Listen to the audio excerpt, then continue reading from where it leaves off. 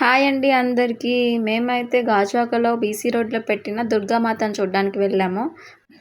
ఈ లొకేషన్ అయితే అందరికీ తెలిసే ఉంటుంది గాజువాకలో ఉన్న వాళ్ళకైతే. బీసీ రోడ్ మార్కెట్ రోడ్లో అయితే ప్రతి సంవత్సరం బొమ్మను ప్రతిష్ఠిస్తారు.